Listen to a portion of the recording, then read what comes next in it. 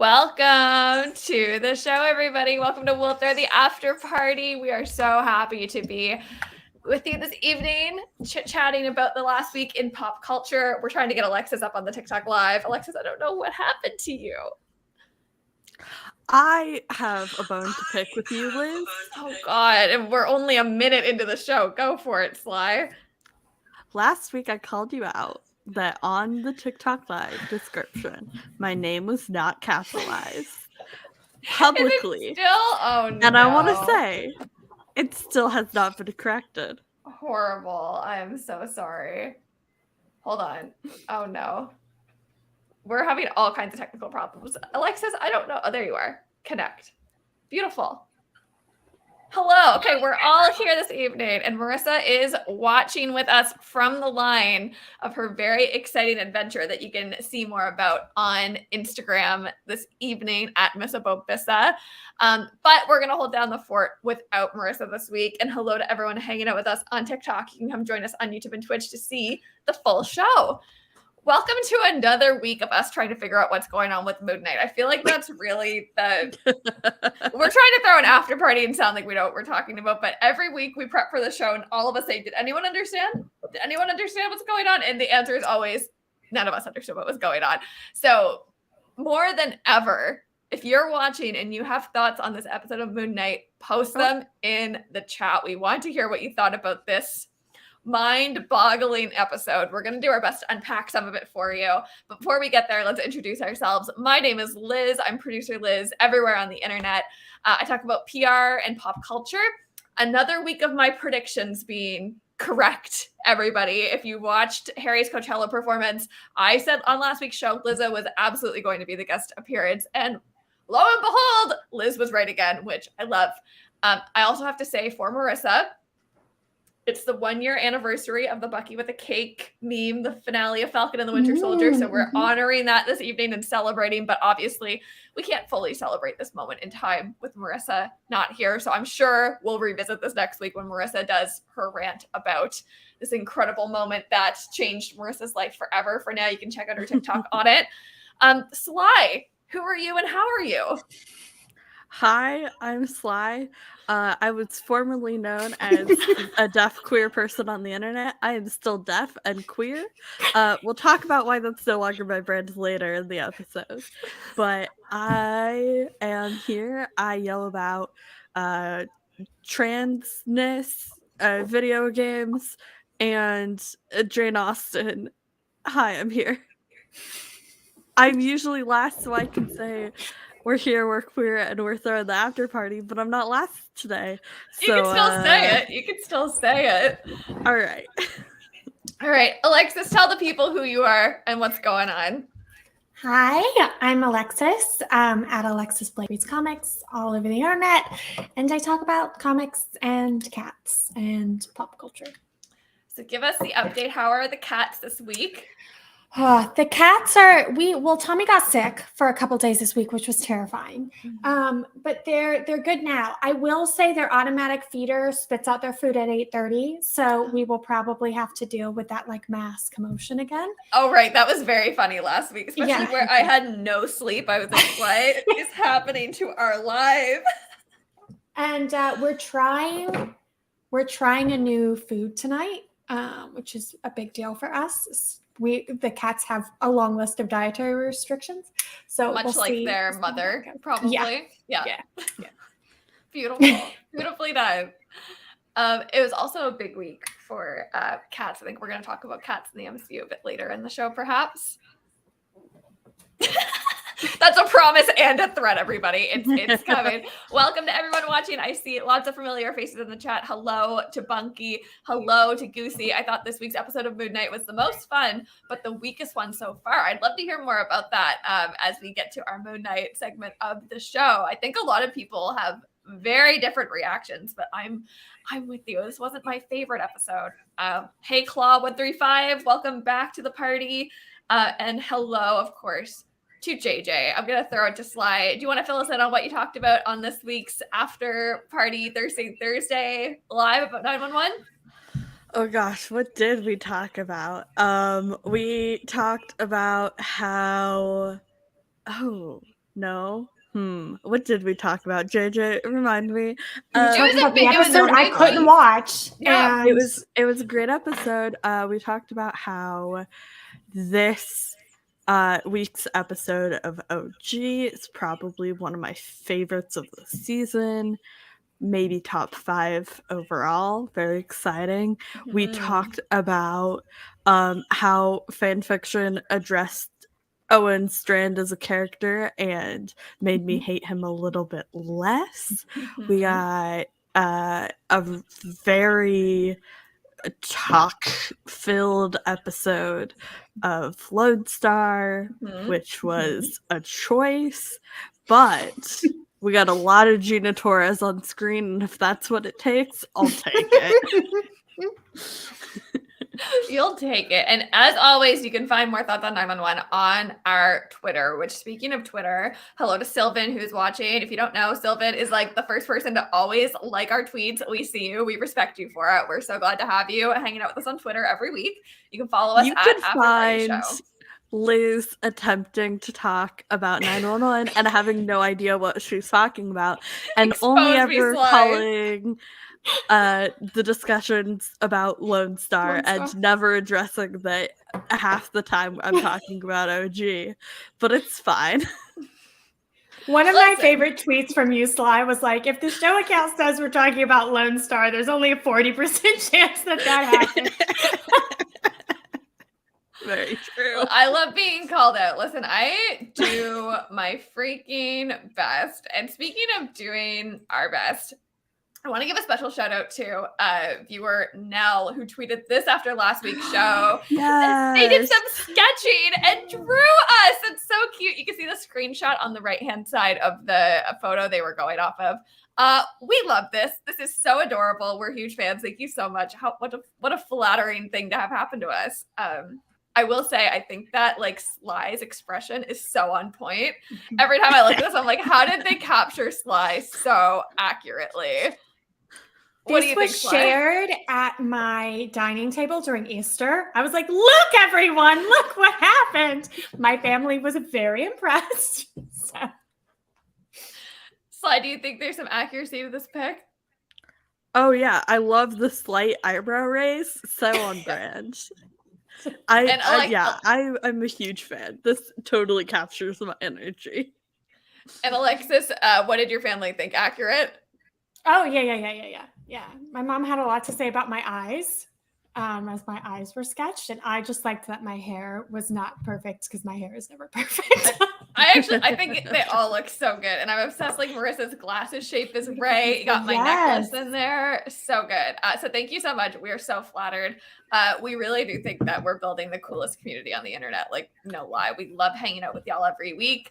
And of course, bring your friends. We're live every Saturday. And as we get closer to June, oh boy, do we have more and more cool content coming. Not only is there more coming from Marvel, but some of our favorite shows are coming back in rotation. Some big movies, as y'all know, are coming out. So we have a lot of fun things planned, and we're so happy to bring you along for the ride.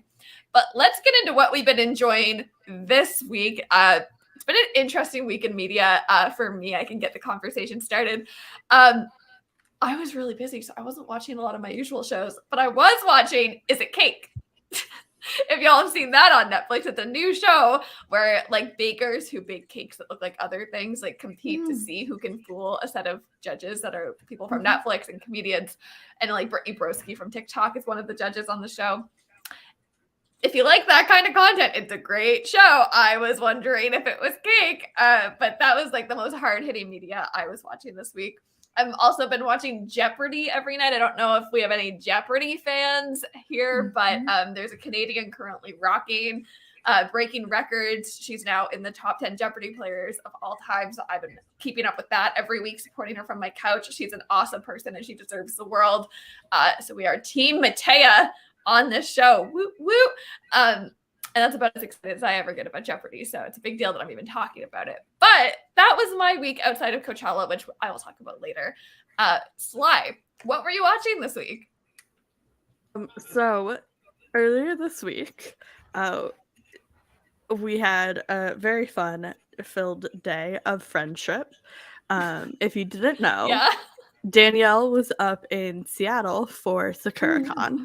And so on Monday, Hannah and Danielle and I all got to hang out, and we went and watched Sonic, and it was very fun. And I got to hang out with lovely, lovely friends of ours, of course, Danielle Silverstone and your favesion. We had so much fun. We watched Sonic. It was a good time. I need to watch every movie with running commentary from Danielle because we spent the whole time just talking to each other about what the fuck was going on, and it was great. But yeah, that was what I've been enjoying this week for the most part. I cannot believe that the first person to meet you in the flesh was not someone that's regularly on this show. Danielle's been on the show before. Hannah's never been on the show. But I was shook. It was like, wow. To be fair, Hannah and I live in the same state, so it was bound to happen. Alexis, I know there might have been a jealous bone in your body seeing Nope. that. No, everything's fine. I also noticed that I think Seattle was left out of this conversation when I heard about it because I have this deep fear about Sly. We were not in Seattle. Becoming a ghost hunter without me. I thought you were going to say I will tell you you, we did not go to Seattle. I was like, let's unpack Alexis has a running moment of panic whenever I mentioned Seattle that I am going to either join a cult or get kidnapped by a ghost or get kidnapped by a ghost hunting cult. It's a thing. Yeah, it's a thing. Like, this was a long, deep discussion. Promise, I was not in Seattle. Okay. Well, you do have, like, speaking of, like, ghosts and, like, ghost hunters, like, your background tonight is very leading. Like, you are giving that, like, cryptic moon vibe featuring none other than Sonic the Hedgehog. Would you like to unpack that for us? It was just the best still I could find for a background. I knew I wanted a Sonic background, and this was the clearest image. So it fits with the Moon Knight vibes, am I right? Like, I also have to shout out this comment from Bucky, going back to the point about is it cake? Ask Bucky if it's cake. He'd know. You're so right for that, Bucky. I think he would be the best judge for that show. I'd also love to see him, like, they always bring out, like, cool props to cut the cake with. Like, that's part of the gag. They use swords and machetes and all kinds of things. But I want to see Bucky, like, break a cake with that arm. I feel like we often talk about attachments for the arm. I feel like there could be some interesting choices. Cake server. Cake cutter. Yeah. There we go. Alexis, what have you been watching this week? Well, first I want to, so Bunky left a comment about cults being common in Seattle. And I would just like to say, for legal reasons, I am not aware of there being a cult problem in Seattle. I am aware of there being a really, like a really good podcast series that I'm invested in which everyone goes to Seattle to be ended. And that is where the fear comes from. It's not any sort of like actual situation. This week I watched 911 and I also started Into the Badlands, which no one needs to ask any questions about. JJ does not need to call me out in the comments. Just accept that I started it for personal reasons. Okay. And personal reasons that don't need to be discussed. And I also read or watched some documentaries that I will talk about later that I was excited about. Alexis, we had you in our hearts the whole time. This is about the meetup, but not Liz.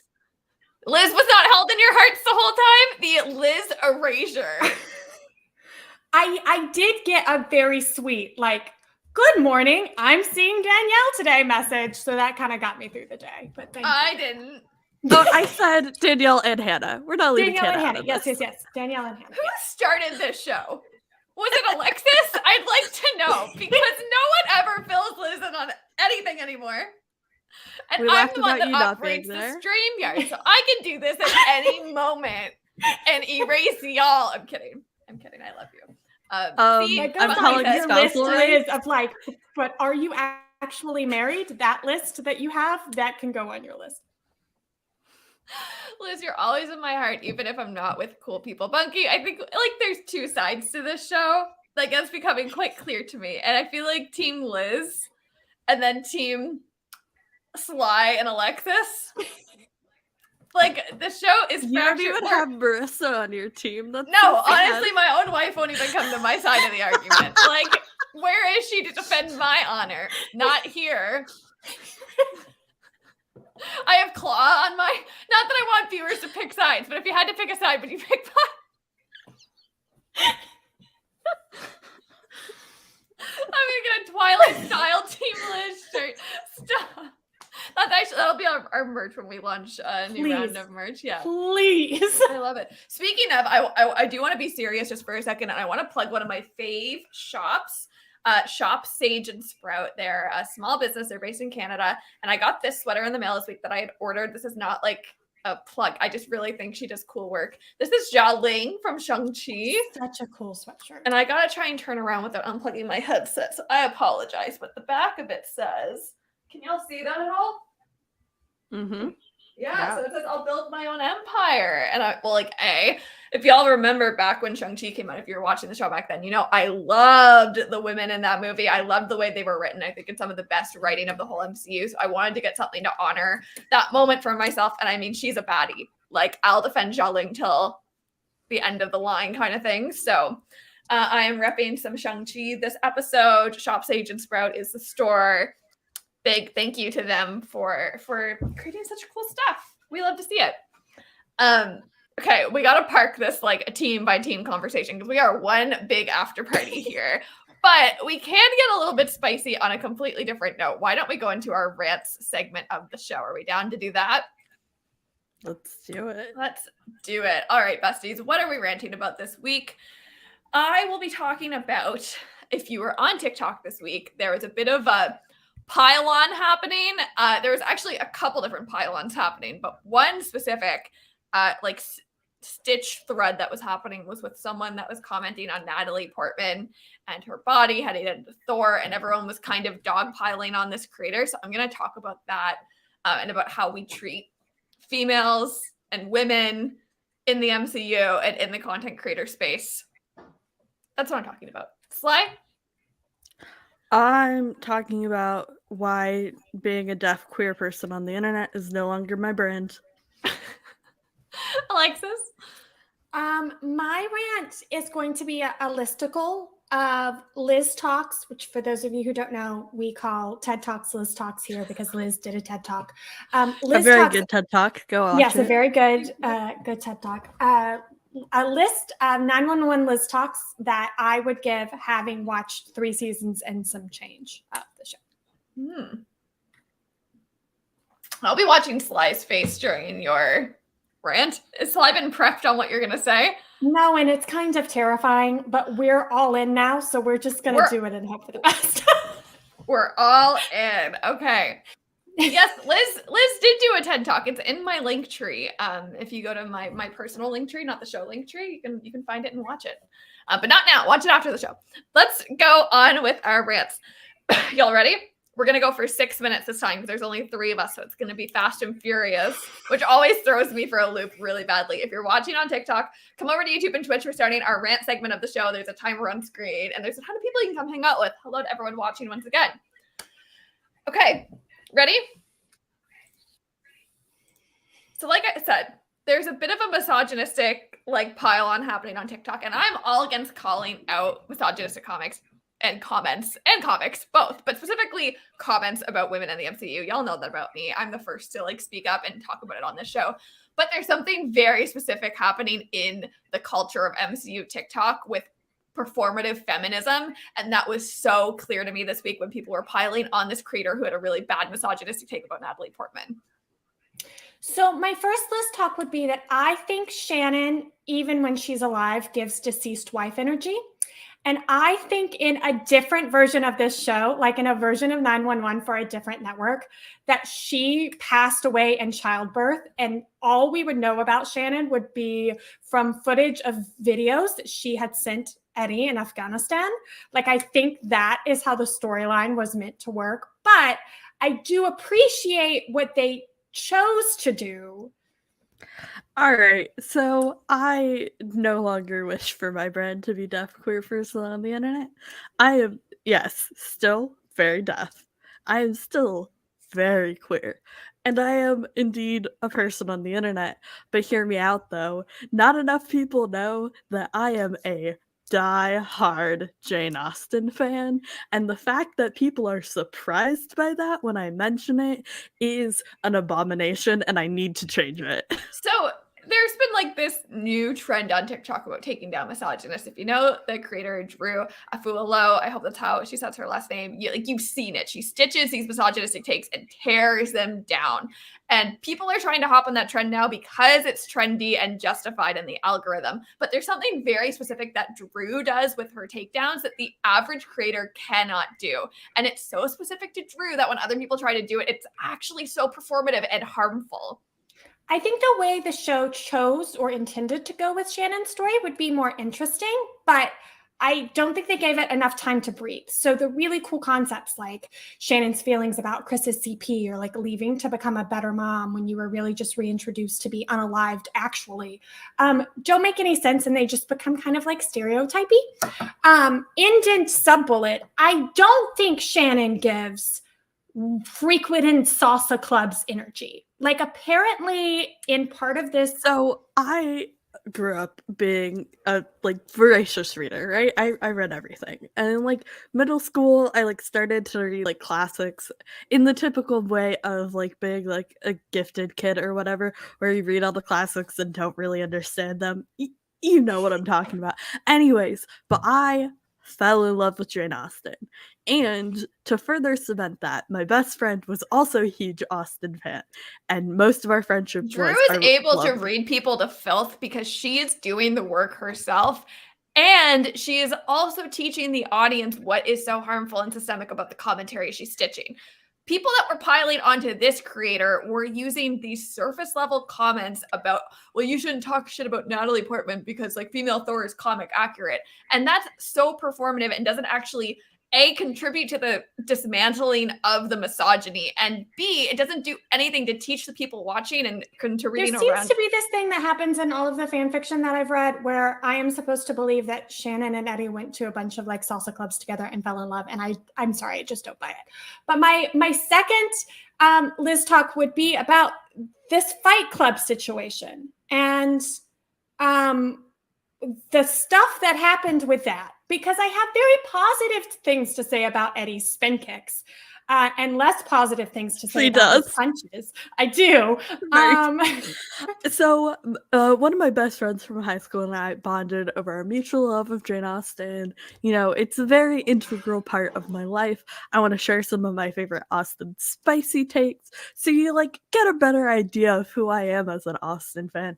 I will say 95 and 2005 Pride and Prejudice are both great. Don't try to make me pick one over the other. Sometimes I want lake scene and sometimes I want hand flex. They're both great. Deal with it. It doesn't actually contribute to a safer space for conversations about feminism to take place if you're not also dismantling your own misogynistic takes. If you're only going to call out like misogynistic takes because of comic accuracy or because like Natalie Portman's always been great, like that doesn't actually contribute to building a safe space for women in this community. So I would just encourage people, like if you're not willing to unpack and do the work yourself, like leave the stitching to the pros like Drew who are willing to do that work and not be performative. I think my real thing is that if a friend / coworker, mainly coworker, came to me and was like, Alexis, I am sad and angry, I don't think I would be like, you know what will fix that? Underground fight clubs. Let's go try that out. I think I would maybe go like boxing gym first. Like here is a legal place to work out your anger instead of an unrealistic depiction of what an underground fight club actually is. Not that I've been in them.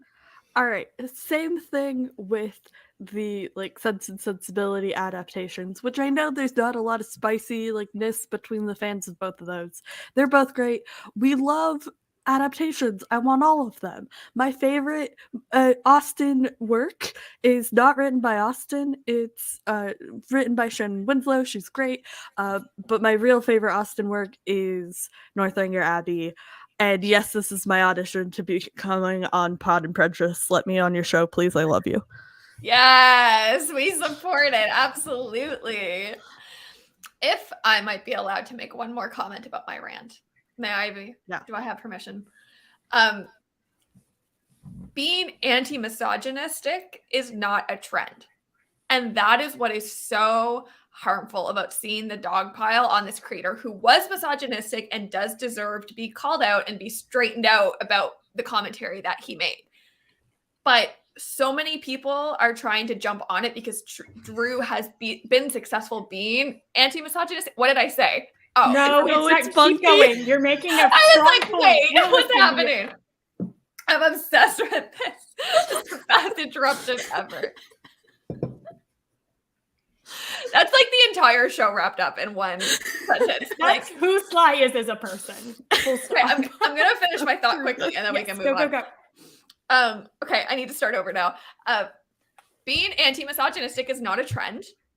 Drew has become successful with her takedowns and commentary because she's doing something positively impactful for women on the internet and for her community. Dogpiling on misogynistic creators without doing the work yourself, creating a safe space within your community, within your content for women, and not being consistent, not doing your own work, I'm going to say it twice, like doesn't actually contribute anything to the conversation, and you look performative, and you are performative.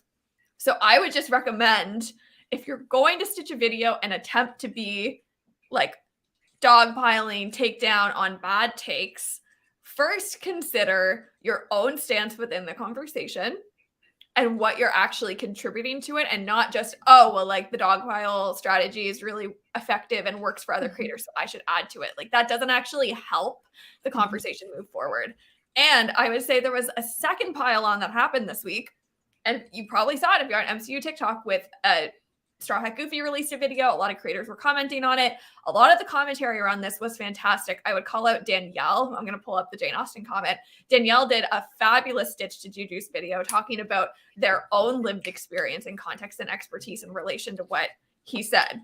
There's a lot of creators that jumped on the Stitch train, the dog pile as well, who I would give the same advice to. If you're not contributing to creating a safer space, then like perhaps reconsider your stance within this strategy, because it's harmful. If you have reason to do it and you have something constructive to add, and many people do, and there's many people doing it right, I'm all for it. But it's so harmful when it's performative and it's coming from a place of savior complex, and it's coming from a place of I know this strategy works, so I'm gonna do it because I want to be seen in this light. Like that's not the right time or place to do it. End of rant. Sorry, I added another like 40 seconds. I don't want to ruin the like fabulous moment that you just had. Oh, please ruin it. We need to like sit in that moment, but I also have 40 seconds to end my rant. Please take it. Take it. So apparently I was confusing, and this is not shocking to me because I don't communicate well. But what I was trying to say was that there's a woman, a 911, who is alive when the show begins. And I think when she is alive, she has classic deceased wife energy. And I think on another network, that would have been the story. Instead, we get this more like interesting story about like, well, a more stereotypical story about being a military wife.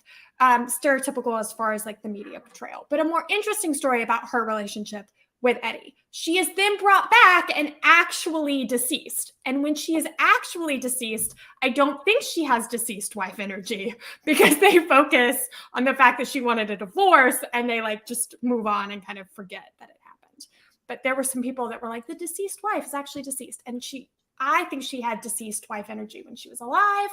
Like in another show, she's rolling around in white sheets and like painting murals in nurseries and like giggling and being like, Eddie, stop filming, right? And then later she comes. That's why you sent me this TikTok. That's why I sent you that TikTok. And then later she gets in the car. So I'm following you. So basically, we don't see her at the beginning of the show, and so her introduction before we see her physically had deceased wife energy, the way people talked about her. And then she's brought into the show and she has her moment, and then she's deceased. And then after she's deceased, she no longer has deceased wife energy. That was the point you were making. Yes, I thank followed you. I followed But you. in case anybody else did it. So is there anything you want to add on to your rant since we both just added a segment? Yeah, I love Jane Austen. I love all the works. Northanger Abbey is probably my favorite because it was the first one that I kind of read like after Pride and Prejudice. I love Pride and Prejudice with all my heart. I have a game I talked about last week on Point in Progress that is called like Dear Reader or something. I don't remember exactly. It's an Apple Arcade game, and it's like a word puzzle game but with classic literature, and I basically have all of Pride and Prejudice memorized, and that's what that game taught me. But yeah, I love Jane Austen. I want people to know me as a Jane Austen fan, and the fact that that shocks people breaks my heart. So you're now, we'll refer to you as a deaf, queer Jane Austen fan on the internet. There we go. Is that accurate? Yeah. Cool. Done. I love it. Would you like to reintroduce yourself formally to the show? Hi, everybody. I'm Sly. I'm a deaf, queer Jane Austen fan hanging out on the internet. It sounds Bam. so complete. It sounds like we finally rounded out the full brand. I'm obsessed. Let's talk about Moon Knight. This is your spoiler warning for Moon Knight episode 4. If you have not watched the show, we will see you in about 40 minutes when we continue on with the rest of our vibes. Actually, we're probably going to talk a lot longer than 40 minutes today about this episode because what happened this week? But we're going to start the conversation now. God, we usually start with our WTF moment of the week. Can I go first? Yes, absolutely. You can go first. Yeah. My WTF moment of the week? All of it. The whole show. What the fuck was that episode? Yeah. Points made.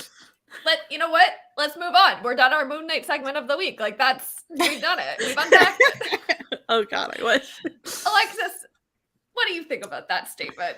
My WTF moment of the week was that there were still no cats in this episode. And I find that really bizarre for a show with 31 billion Egyptian consultants that is supposed to be about ancient Egypt, which is a culture that included lots of cats.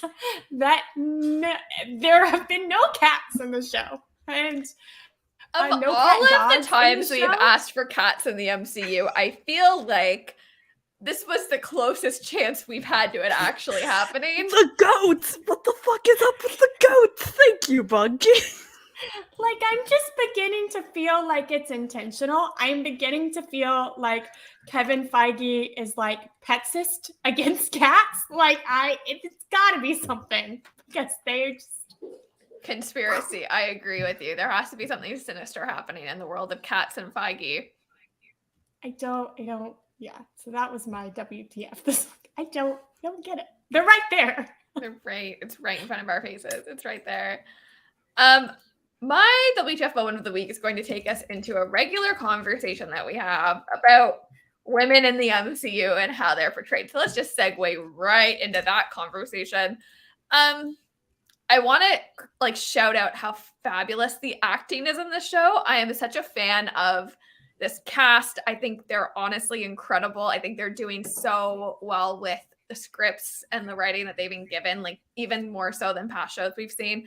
In particular, I think the portrayal of Layla is stunning. I think it's very moving. I think it's very beautiful.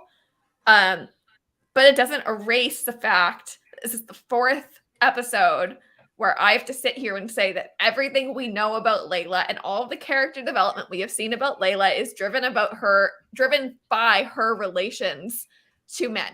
And I'm sick of it. We finally get a super interesting new woman introduced in a show where she could have such a proper setup to have her own identity, and yet they continually anchor her in like the relationships she has with men. I don't know if I learned anything new about her this week other than when she was in the truck sequence off the top and she had like the flares or whatever they were, and she was kind of a bit badass about it. Like, that's the only piece we got. Did Sly? you know her dad's dead? Did you know? Did you know? Was mentioned like They've 32 never times. mentioned it. Did you know? Fun fact, her dad's dead. I was like, Sly, is her dad dead? Did her dad die? Well, okay, so let's talk about this though, because it's a trope that is such a scapegoat for why a woman is edgy. We see it all the time in media. Oh, why would a woman have a little edge? Because she lost her only paternal figure in life. We see that constantly as a reason for a woman to be unconventionally feminine, right? Like the anti-feminine agenda, according to like misogynistic media. Like women who lose their fathers in media tend to be adventurous. That maybe they dress a bit more masculine. Maybe they have a bit more edge to the way they talk and the way they speak, and they don't take as much shit. Why? Oh, well, she lost her dad. I like that's a justification for all of her emotions. And it's like losing a parent absolutely does have such an impact on who you are.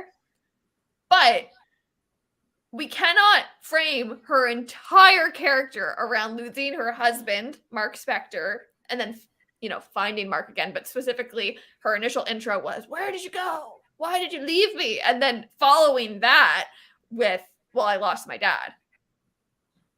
And I'm not trustworthy because I cheat on men." Like, that is so harmful, Marvel. That is so problematic and so unnecessary for a woman who is not talking about the style of the choreography, but is a exceptional fighter who thinks quickly on her feet, who is clearly a world traveler so much that she was practically banned from the country of Egypt and the city of Cairo and has many enemies. Come on. Like, I'm so sick of it. Sick of it. I also think what particularly bothers me with this case is I think there are other like comic book franchises that have introduced characters in television, female characters in television with traumatic backstories. And usually what they say is like, well, it was like that in the comics, and so we didn't choose to update it, right? We recognize that it should be updated, but like we didn't choose to update it because it's that way in the comics. Arrow is a show that's like famous for that. But in Moon Knight, they really created her. I mean, she's very loosely based off of the wife that he had in the comics, but the name is not the same. I mean, they've really crafted this new character, and I feel like when you given her all the same story beats, though. Yes. So like, how much can we say she's a new character? Right, but like if you're going to go out of your way to like give her a new name and like try to distance her from that, then you didn't really distance her at all. If like you're keeping with your reusing tropes that have been there for like ever. And I think this episode was really, for me, had like Lara Croft Tomb Raider energy. And I think part of that is that Lara Croft was also Lara Croft because she lost her family, specifically her relationship with her father. It's kind of like Laura's whole stick. Also flares and climbing on the side of mountains. And the cargo pants boots, like which I have questions about. I've never climbed into a tomb. I don't know Egyptian weather and like what the most practical outfit is, but is that the most practical outfit? I also had that question watching. Seemed like it. The boots seemed very practical for the environment, but Alexis had a lot of thoughts about Oscar Isaac's pants.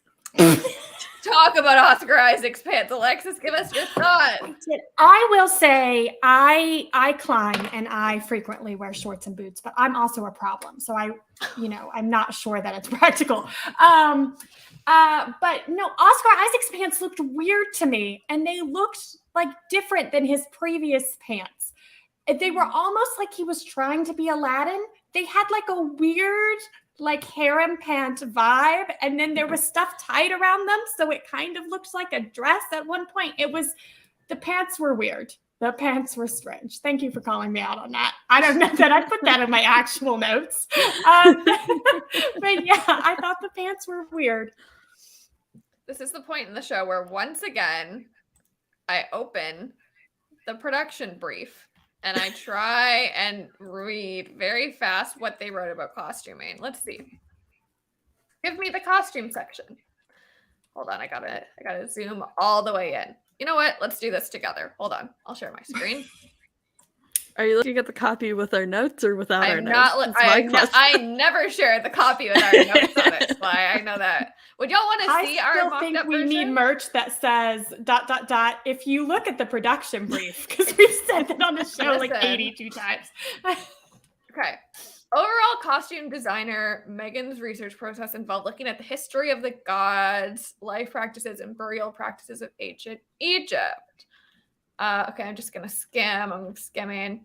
For Stephen Grant, the coolness of Brixton, but with one element off. Okay, so that's Stephen in the first 2 episodes. Marc Spector sports a desert look with tactical, utilitarian, and lighter costume for the warmer climate. His costume is aged with a hoodie that he can put up and down as desired and a coat to protect at night. Tactical vest and wears cargo pants. The back of the hoodie and vest have multiple functions. Pants, though. They were like linen pants that like flared. I had so many questions.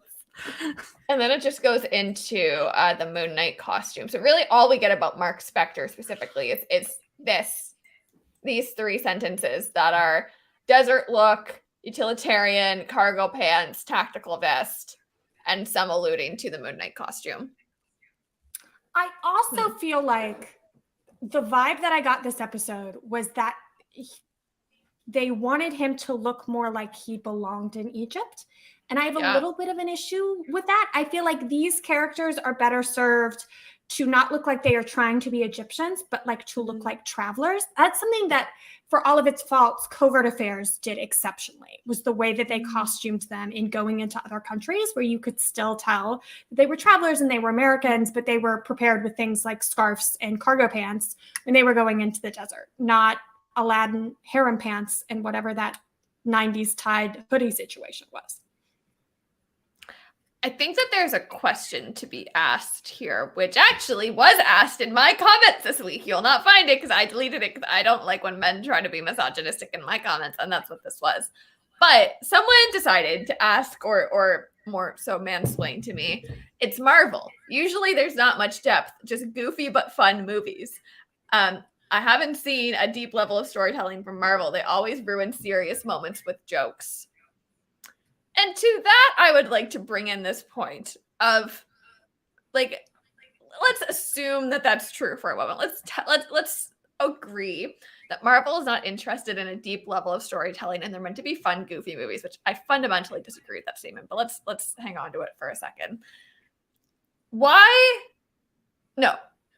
Like, it makes my brain freeze because I just have so many problems with that. But like, we do care. We care about costume accuracy. We care about CGI. Like we care about women being like told in ways that are meaningful and anti-misogynistic and feminist in their core. Like, we care about, if you're going to throw in the lore of a culture, that it's been appropriately, thoughtfully, and meaningfully done and contributes something meaningful back to the culture that you're representing. Like, Here's my thing. Yeah. No, go ahead. No, please. I'm begging. I think I have a lot of issues with that comment, but one of my fundamental issues is that comment seems to imply that we don't get anything out of stories that aren't intended to be deep. And I think that is fundamentally wrong. Everything that we see and watch and consume affects us in some way. So creators have some sort of responsibility in the stories that they're telling, whether they intend them to be deep or intend them to be funny. They are still telling stories about cultures, and in this case about mental health, or in Marvel's case in general about mental health, and about people. And the way that they depict those stories impacts the real life humans that watch them, whether they are analyzing them critically or not.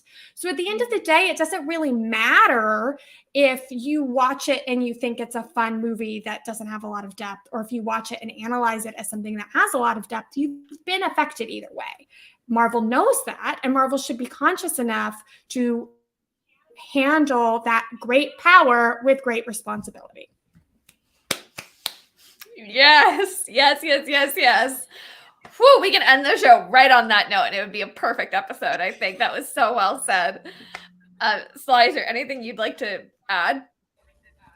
It's just that when we're looking at what stories you want to tell, there's a time and place for the comedic, always turning things into a joke, comedy style of writing. And there's a time and a place for taking things seriously and addressing problematic elements and tropes and historical moments, etc.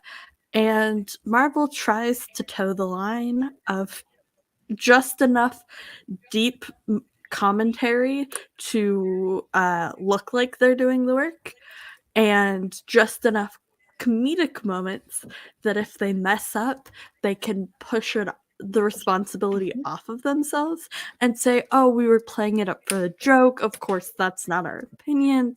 That's just like, the character's perspective, whatever, to push the responsibility off of themselves and onto a project, which as a creator, you can't do. It's literally impossible. You created it. So even if it's not your personal perspective, it's the perspective you're putting out into the world, and you have to take responsibility that you put that product into the world.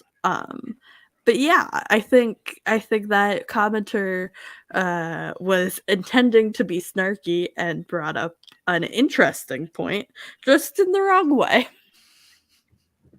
As many people on TikTok like to do, right? I want to talk about one more piece with Layla before we move on to talking about Khonshu, everyone's favorite dramatic, messy bitch.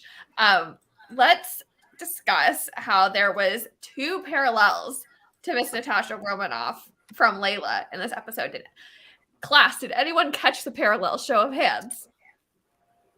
No. One. In the comments. I don't know what the second one was. You caught one? Okay, which one did you catch? Yeah. She had major it's hard energy. Yeah, exactly. So off the top of the episode, when she gets them out of that messy situation, she goes like, what?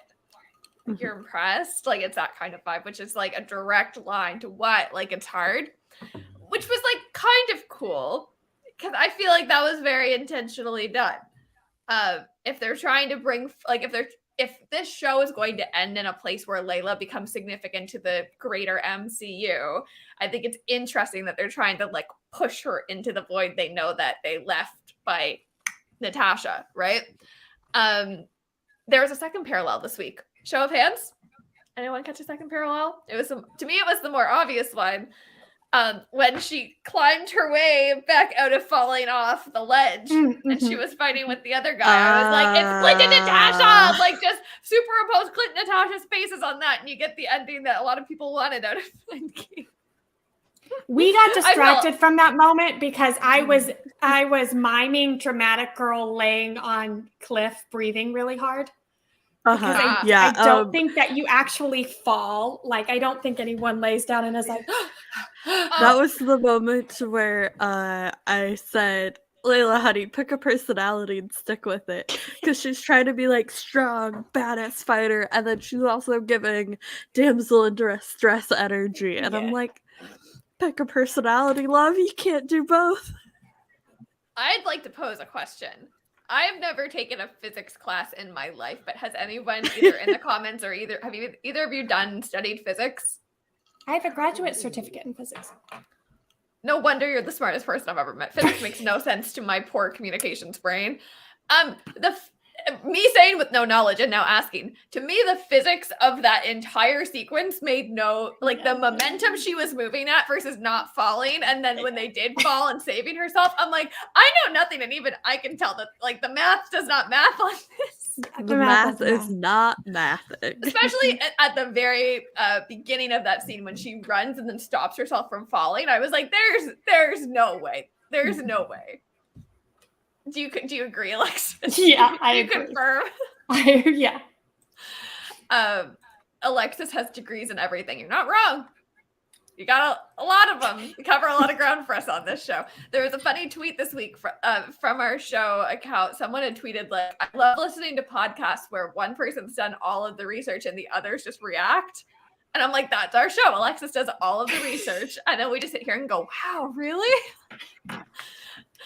I don't think that's true. No, Sly also knows a lot of things. Yes, Sly does a ton of research. It's literally just me. I'd like to talk about this next point that I just highlighted in the chat. I think it might be from Alexis. I just put it in our... I don't think so. Oh, that was for me. Okay, Sly. go for it. So we talk a lot about how the show would have been way better as a non-linear story compared to how they're attempting to tell it and failing spectacularly, in my opinion. I'm not putting those words in your mouths. But there was this very interesting moment near the end of the second act of this episode where we get Oscar Isaac getting shot. And I was like, this would have been way more interesting if you did this as a parallel to the time he got shot right before he met Khonshu, or just had it be a flashback to that moment instead of giving this scene, because did we really need...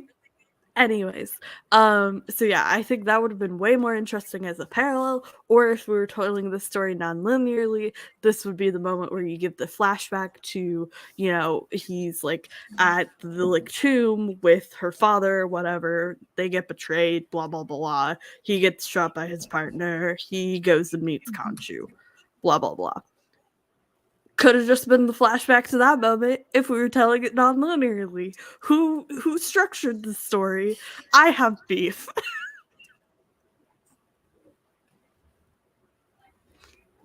Liz, you're muted. That's my bad. I was asking Alexis, do you also have beef?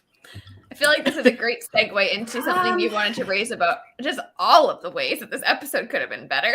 Yeah, so I have kind of two points here. Okay. One is that, you know, this episode is kind of leading us, or is intending to lead us to question the authenticity of the previous 3 episodes, right? And I feel like that falls apart because the hints that we got to something like that in the first episode and even a little bit of the second episode really fell off in the third episode. Right? And we're completely absent in episode 4, right? We started missing all of that like mirror imagery that we got in the first 2 episodes, where like backgrounds were duplicated and like he would look in the mirror and see 3 of himself, or like, you know, the facial expressions when he was looking in the mirror weren't matching. We've really lost all of that. And I feel like all of those were cues to us to question what was reality and what wasn't reality. Right. So I think if they really wanted this to be like a bait and switch to make us question things, they needed to keep intentionally and strategically peppering those in even through the end of this episode. My second thing is that all of that works better if it's told non-linearly. Sly has so far ruined like every Marvel show that they've been a part of for me. Like, where you ruined Hawkeye, you ruined something else recently. I can't remember what it was, but also this one, because I think that would have, like, if the story is told in these non-linear blocks, right?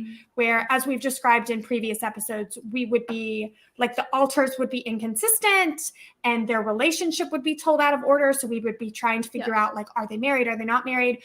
Then we could also question, like, well, what parts are real and what parts aren't real? Like, it would have been a bigger bait and switch. I think the other thing that was a problem for me in this episode is that you cannot convince me.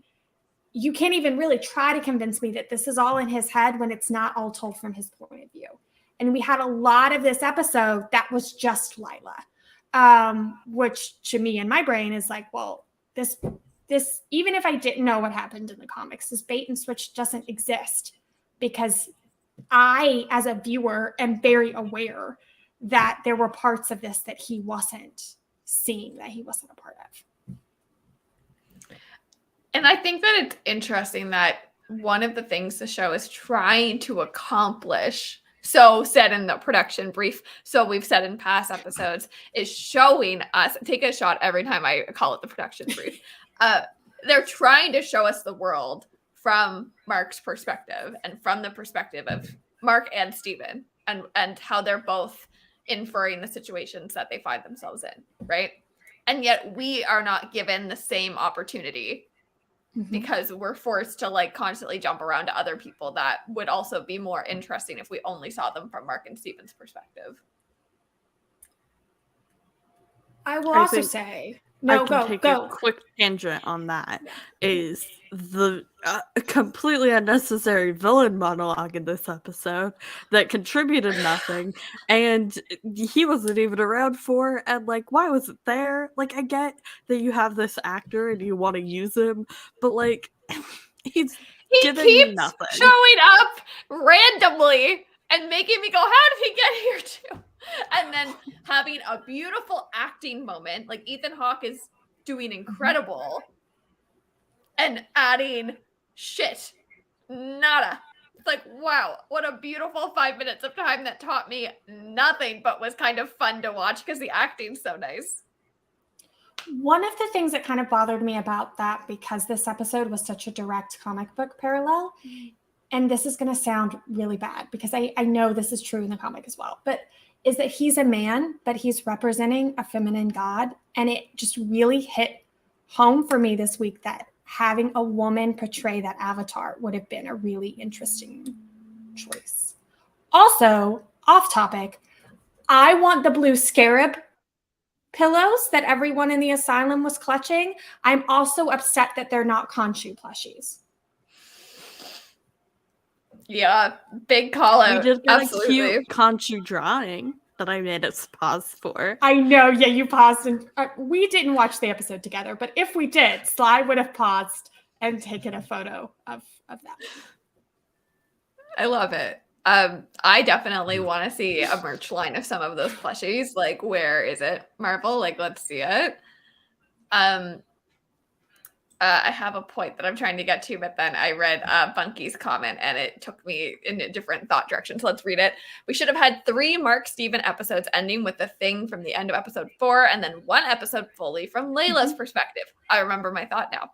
This is where I think fan fiction does not get the credit it deserves because fanfic writers do such a fantastic job with perspective switching that it makes my standards for like TV and movies so unrealistic.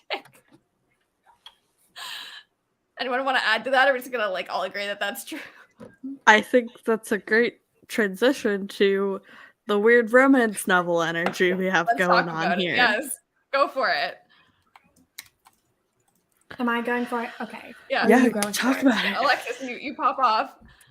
Okay, so I will preface this by saying that I have read a lot of romance novels, and I've read a lot recently. And I actually have like a media commentary moment. I actually have a little bit of an issue with the way current popular romance novels are representing this like polyamorous reverse harem energy because consent seems to be left out of them. And this was something that I think was intended to be a really feminist move.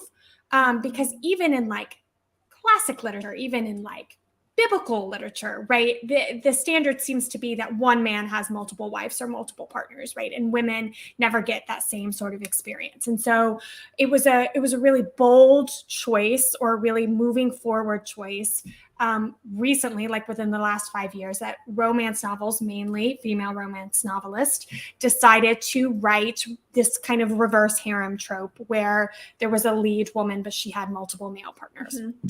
My issue in that I've been reading those critically has been that part of that conversation that's really left out in those is that like nobody's asking for consent. There's not any sort of definition of like who is doing what with whom and how everybody feels about it. And so usually it's like this reverse harem with jealousy energy, which I actually feel like is really problematic and takes what was supposed to be a feminist step forward and really undoes it.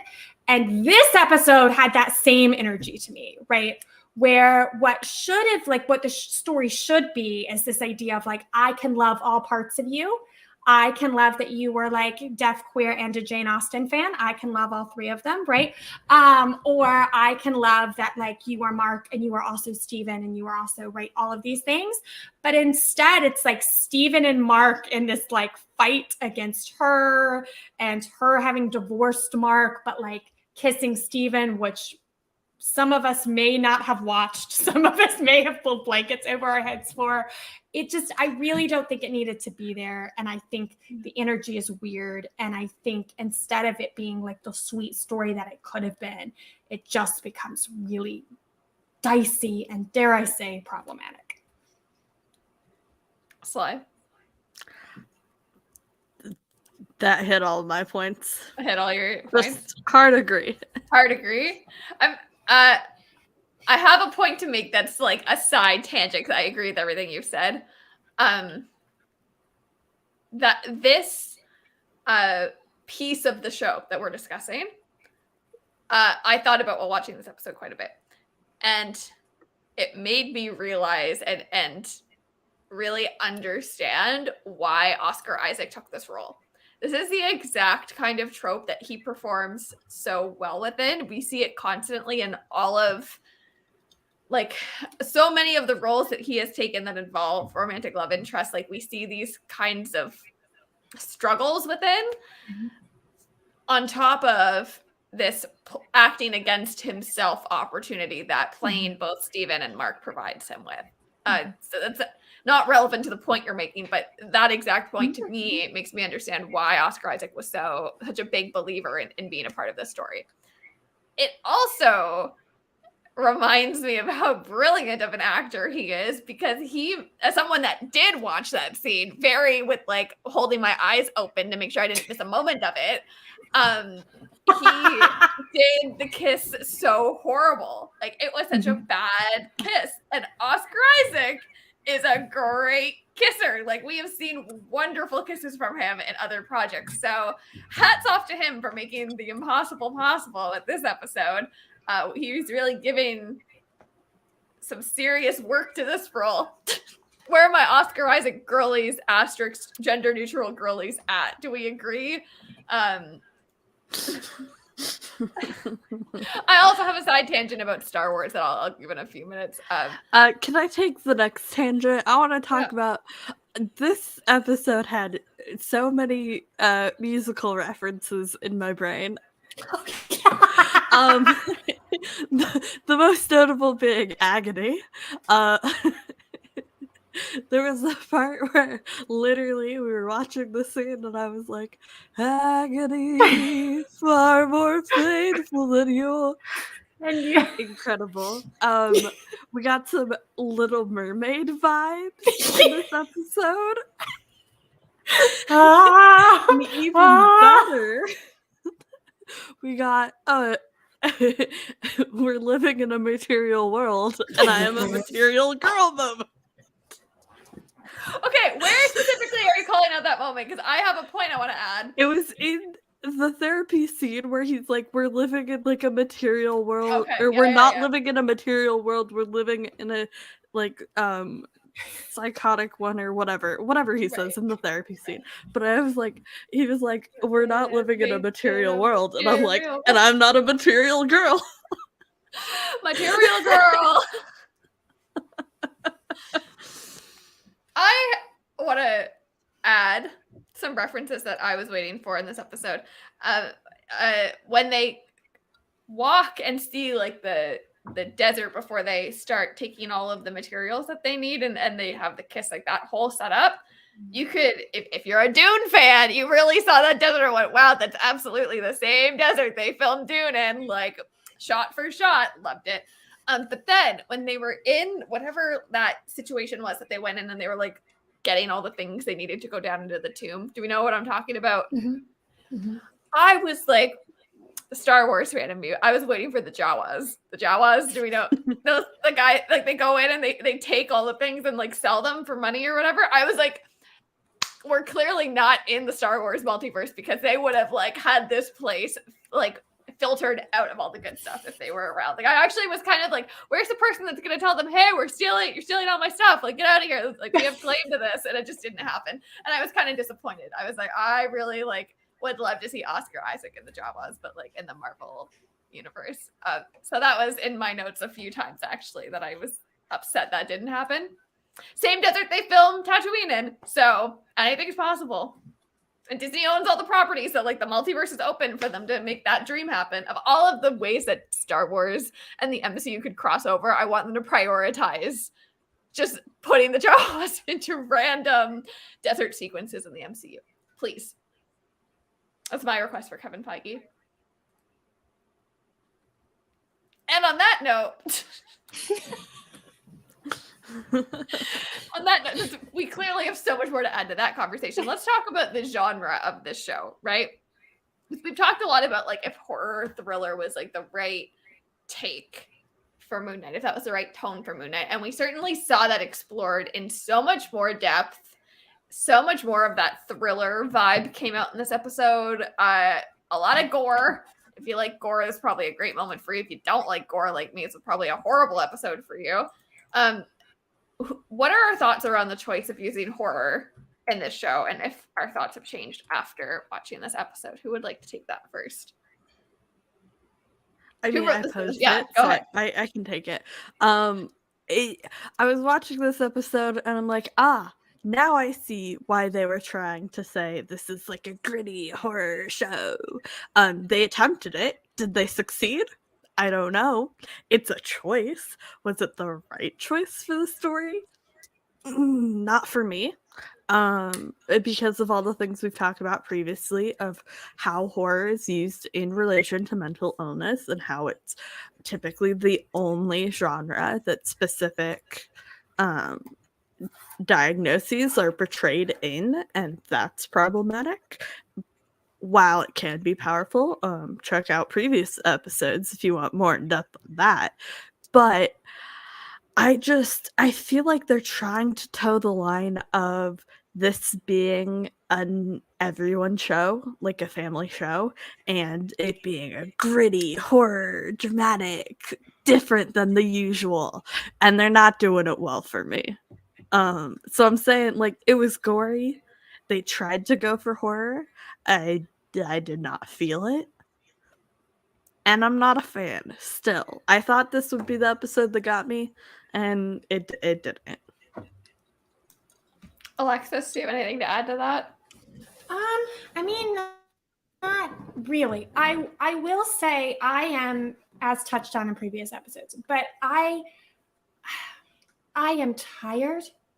I am tired of any sort of mental health institution being portrayed as an asylum within the horror genre. I'm over it. It's harmful. Like, nobody that's like watching that episode is going to want to seek help in a mental health facility if that is what they need, if that is what you are being shown that they are like. And I think in the year of our Lord 2022, we are past the point where we need that, right? Like, we've had it enough times. Like, we've all seen some depiction of a mental health facility in a horror film. And I think to me, the 2016 run of the comics, which is what this is based off of, got the same kind of, had the same criticism. There are a lot of academic articles. I'll try to like link some somewhere later that look at that and how harmful that was in the 2016 comic. So to make the choice to bring it into the 2022 TV show, I think for me personally, that crossed the line of like being negligent to being like harmful. Like, you are kind of officially stepping into harm territory there. And I feel like you could have referenced that comic and done something that felt more Inception-y, and like told the story that way. If that was the story that you were, tied to telling, you could have used more of like an Inception kind of mindscape thing rather than the culmination being in this asylum with cuffs, like he was restrained to the wheelchair. I did not like it. That's a safety issue. They would never do that. I recoiled watching it. Yeah, that it was just a lot. I think there was a lot of harm there. And let's scope out for a second, right? Because I think that it's important to consider what you're saying with the lens of, we have seen them do this in What If. We've seen them do this in Doctor Strange. We've seen them do this like countless times and finding interesting, compelling ways of showing us mindset, mind palaces, alternate dimensions and universes to sit within and to consider your thoughts within. Like, it was giving a little bit of Harry Potter, Deathly Hallows Part 2 when Harry's in the train station. And like that was where his mind went in that moment. And Marc's clearly in a similar kind of parallel. It was giving like that idea of like where do you go when you have nowhere to go, right? And like connect that to the point that we've made numerous times of Marvel's selection of what they want to keep comic accurate is inconsistent. Like, if they care about comic accuracy, like there's ways that they can do that are honoring the lore and the original stories while also adding less problematic layers for a new audience and a new representation of the character. I want to build on that and circle back to a previous conversation we were having, because when we're looking at what we consider comic accurate, when we're looking at Moon Knight in particular, there are some parts of the comics that I love, and there are some parts that I hate. When I was reading, I had strong feelings. Some of it was exceptionally well done and well handled, and some of it was horrible. To note, the fact that in the year of our Lord, 2021, they released an Infinity comic about Moon Knight using a diagnosis that hasn't been used since like 1994. That is harmful, right? That falls into our definition of causing harm. And if that's the accuracy you want to bring, that is not going to make for a good property. And when we're looking at what we consider comic accurate versus what we consider MCU accurate and how that changes, why is what we're losing the good portrayals? Why is what we're losing the representation? Why is what we're losing the diversity? And you give us different diversity. They're like trying to give diversity in a very specific way and erase all of the rest and say, hey, we gave you this tidbit of diversity. Yeah, be happy we gave you this. Ignore the fact that we erased the entire rest of this character's identity. And so when we're talking about what they keep and for the MCU and what they carry over, why are we not carrying over the positives? And the MCU is Marvel's chance to reflect and refine. Like, the reason we're critical of this is because no one is forcing Marvel to do things a certain way. Like, look at the position that Sony's in, right? Like, Sony only owns or has license to certain pieces of the Marvel universe to play within, right? Which means that their scope of what they could change and draw from is like quite different than what the MCU properties have an opportunity to do, like Moon Knight. So the reason why I think we can hold space to be critical and to have this commentary is because this is the opportunity for Marvel to say, look, like perhaps there were bad choices made. Perhaps there are pieces that we can reconsider. And if we want to tell this story, like what is the most impactful, thrilling, exciting way to generate buzz? What is that opportunity for us?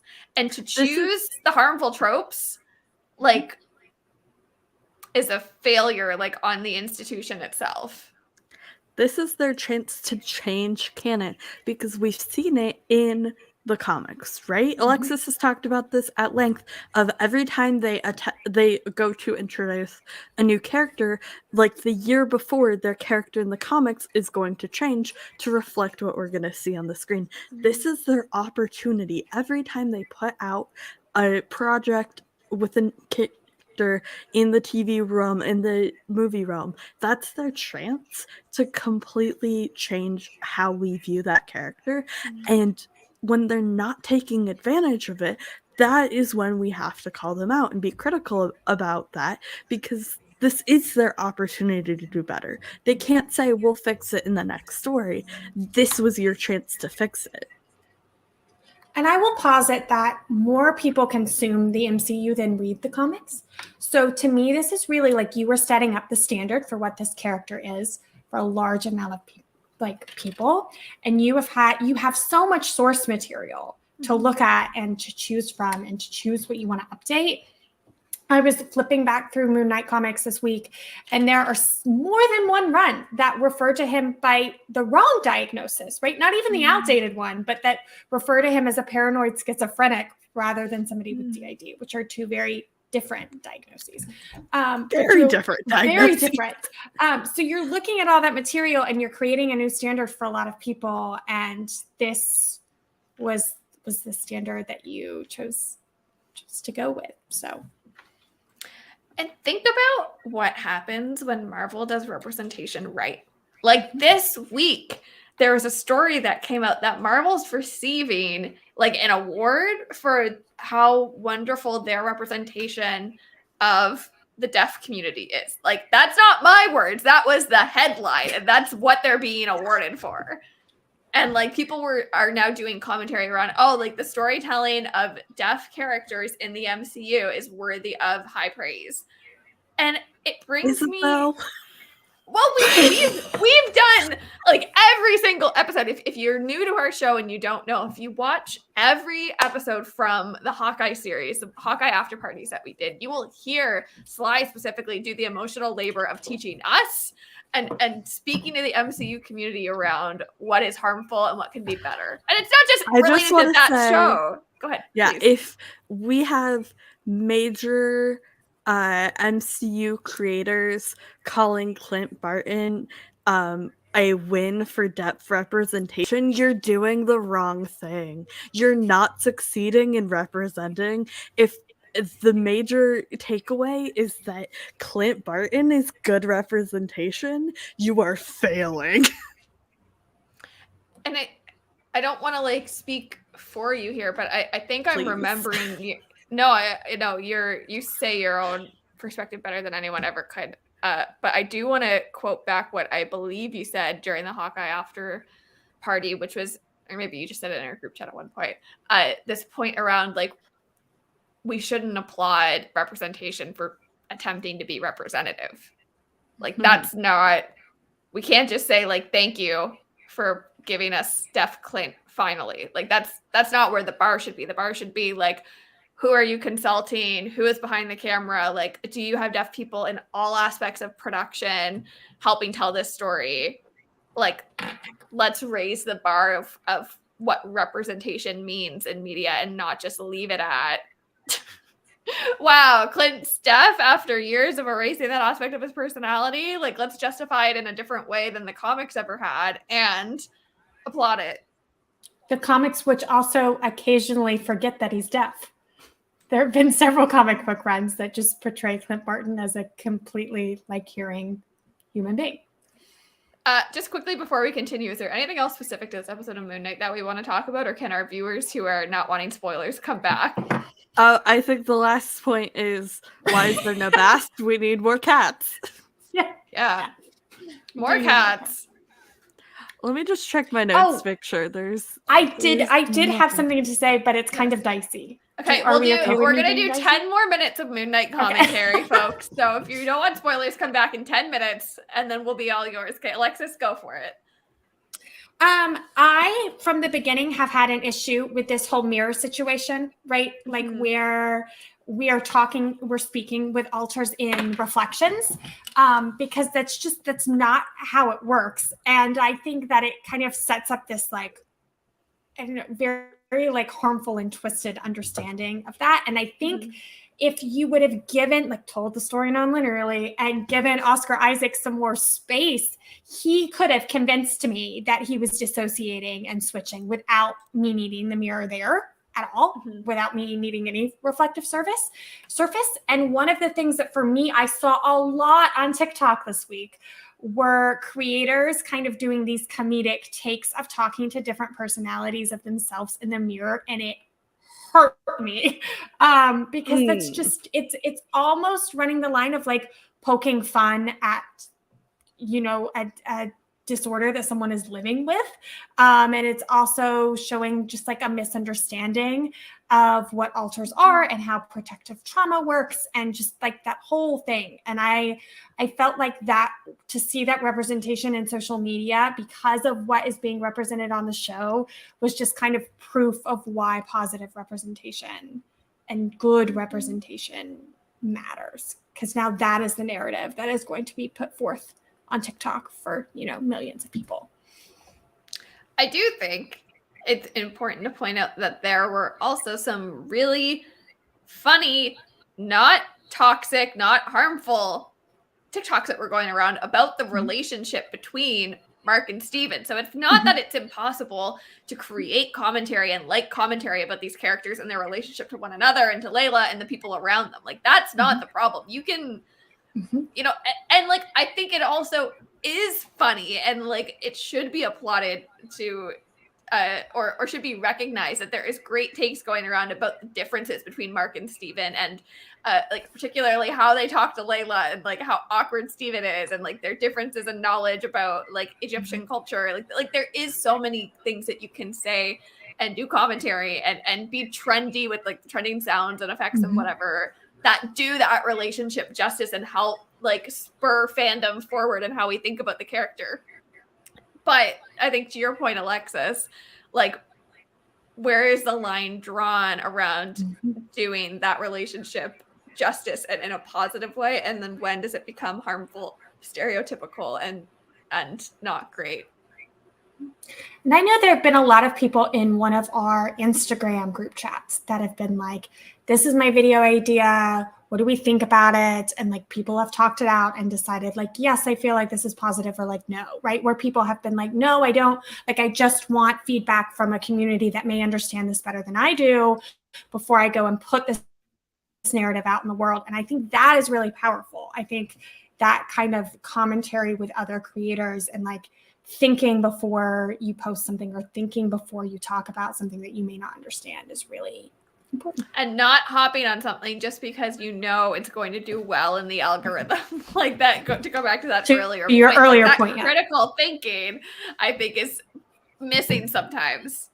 I think a lot of the pitfalls that I am seeing from the show are because the creator's only perspective from interacting with this diagnosis as a concept is from a clinical and academic perspective. They had a single advisor, and it was an academic and not a person with any sort of lived experience, and they did not consult with any sort of like people even who interact with people with this diagnosis on a daily basis, right? It was an academic who was their consultant, and that doesn't give you a full perspective on what it actually looks like, what it actually feels like, how you can represent that with different themes and different portrayals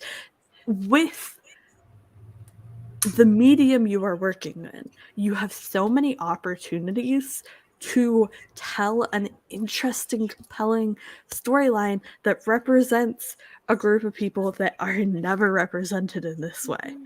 And to not take advantage of all of your resources.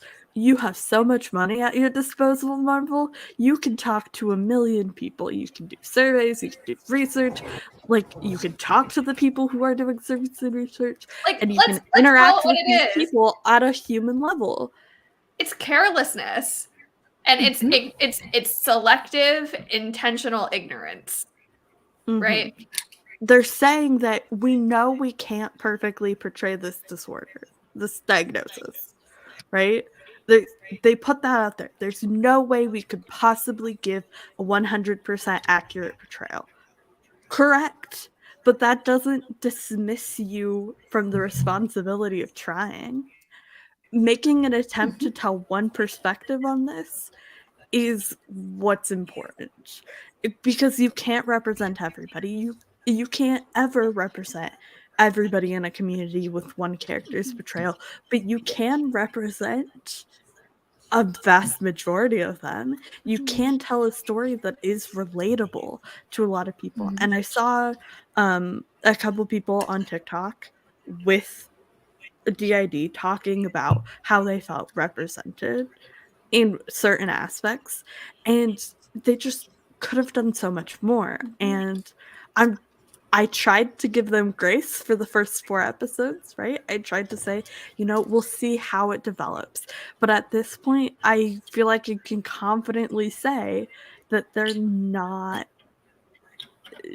doing justice in the way they could have.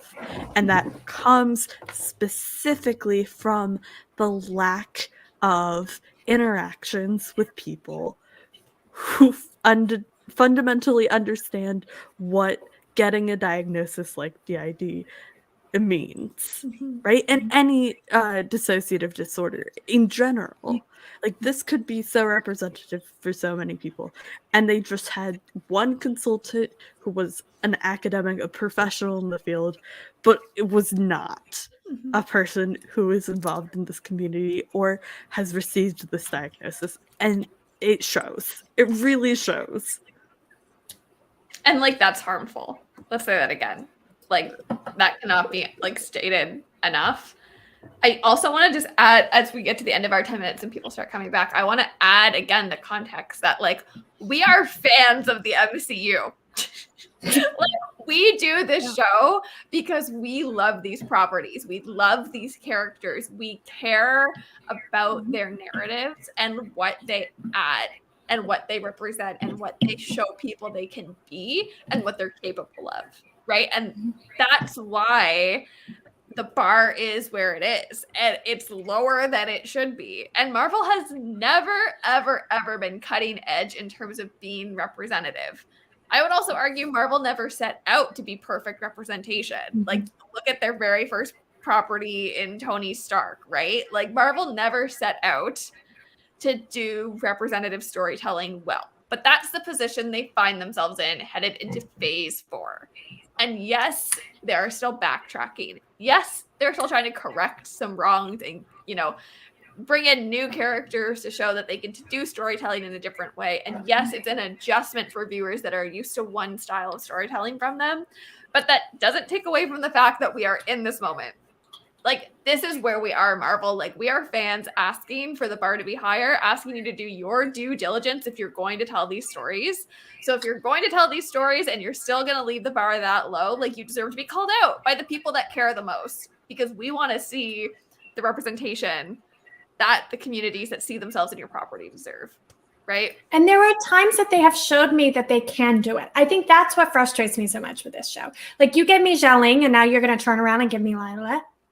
Like, really? Like, what is that? You gave me Makari, and then you're going to turn around and give me Jeremy Renner portraying deafness? Exactly. Like, you can't show me you can do it and then be like, oh, well, we tried our best. Sorry.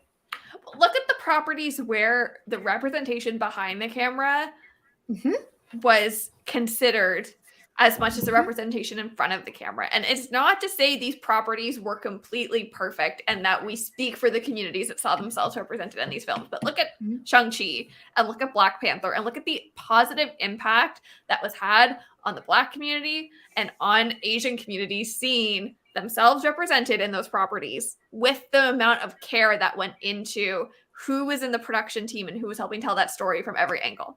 Again, not perfect properties, but just look at the magic that happens when it is done well. I also want to reiterate that we all are speaking from our perspectives in a way that we hope that others outside of our communities would speak about our communities, and we're trying to do so with care. And we want to do justice to these conversations. And if we're not, tell us, please. And thank you. Like, because I specifically, when we're talking about communities we're not a part of. I can look at other people talking about communities I'm a part of that they're not and say, wow, I really appreciate how they handled this. And that is what we are trying to achieve with the show, is that we can uplift these conversations and spark these conversations. And if we don't know WTF we're talking about and we mess it up, like, let us know, because we want to handle these conversations with care. Yes, absolutely. With that, yes, we will park the Moon Knight conversation and circle back next week. And I know Marissa's going to rewatch this episode and is going to have a lot to say, because Marissa liked episode. So perhaps Marissa will join us next week and share some perspective around her very different take on this episode. But for now, a little sneak peek. I don't know if I showed this off the top of the episode, but Marissa is out having the time of her life this evening at Miss Rodrigo's event. So if you're following Marissa on Instagram, I'm sure she'll be keeping us in the loop on what's up with her concert endeavor. Also, shout out the outfits, like Marissa rocking the show colors. Check out the butterfly clips. And Melody, if people don't follow Melody, Melody is also incredible, often in the comments of our show as well. Another creator. Yes, I'm obsessed with these fits. It's a 12 out of 10 from me, 1,000%. 5 out of 5 alpines. 5 out of 5 full-bodied alpines. With happy tails, yeah. Okay, let's talk about what flew under the radar this week. Sly, do you want to kick us off and talk about some of the media that you think is worth calling out for viewers to take in the next week? Yeah, so last week I talked about how Killin' It was a Peacock show that had a deaf actor on it. I watched the first episode because I am not paying for Peacock Premium. The first episode, it's very much a comedy. If that is your vibe, that's what the show is.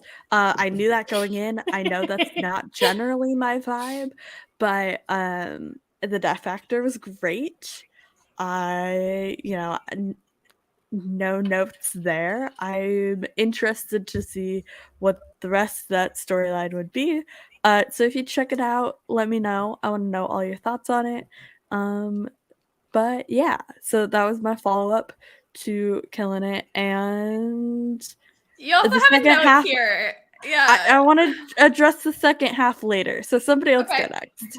I will also say, I think the text that I got while you were watching the show had like the sparkles around comedy. Like, it was like, it's a comedy.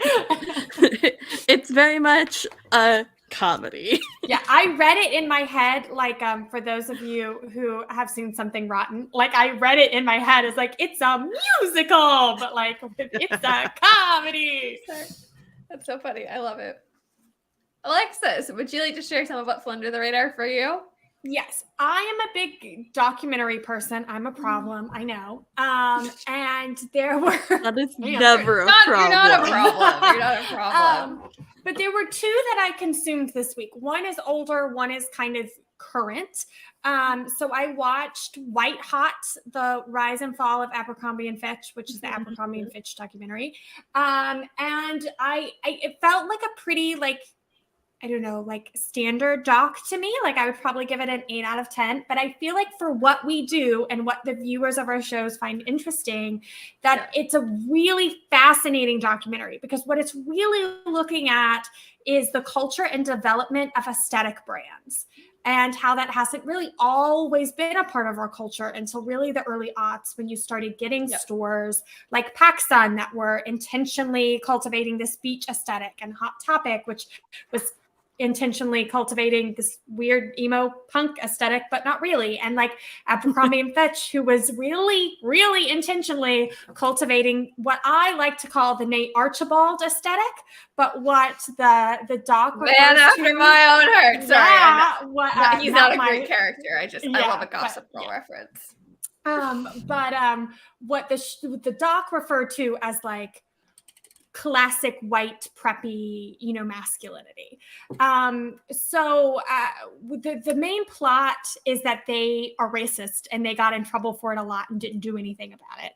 But which is very important, and I'm not trying to take away from that. But the takeaway for me, which I think I put in the group chat, was that it's incredibly gay. It is a very, very gay story. Or was it maybe just you? In my messages. I did not receive that text. Okay, sorry. Sorry. Let me pull it up. Yes. Okay. So can I just read your text because I feel like they're very good. You're watching this documentary and how they got in trouble for sparkle emojis, racism. But you said it was really interesting that they were trying to sell the like classic Americana vibe, but all the photography and like sets and murals were designed and put together by a photographer who was famous for shooting through the queer lens, and his intent was all queer. So that's the text message I received. It was incredibly gay. And that's it, right? Is that they were like, we are selling this image of masculinity and people are looking at it and accepting it as a masculine, traditionally masculine ideal and are buying it. And the entire time it was incredibly queer, which I find particularly funny for a brand that seemed to be very like white male, no homo. Like if that was a brand that you were interested in, and to you, a bunch of men running around together butt ass naked was your traditional standard of white masculinity, there was like a lot to unpack there with a non-Marvel therapist, like a therapist outside of the MCU, right? And then later, like the CEO would quietly divorce his wife and introduce his male life partner. The entire thing is just gay. It's really queer, the whole thing. So that was more my takeaway. And the second documentary I watched is called Bob Ross Happy Accidents, Betrayal, and Greed. But I think what it should have been called was Sex, Greed, and Happy Trees. I think that was a giant missed opportunity. But it's about, right? It's about Bob Ross and the company surrounding him. So, him being a veteran, finding Alaska, really falling in love with nature, having this gift that he wanted to share with people, how, positive mental health related, he was with things like, there are no accidents, like everyone can paint, like all of these kind of messages. And really the company around him and how terrible they were. And what they have done to his legacy, the like art forgery ring that has been and is compared in the documentary to communist prisons. The whole thing is just very, in fact, the documentary said that like they had reached out to like 1,600 people that refused to like speak on the doc because they were afraid of being sued. His son, who was finally speaking up after all this time and was being sued as the documentary was created. But what they gloss over kind of interestingly is that there was definitely a lot of swinging going on. And for a documentary that like a lot of the stuff is taking place in like the 70s and 80s, a couple people are like, yeah, well, there were like rumors. And then somebody else will be like, no, we're not talking about that. We're not talking about that. We're moving on, right?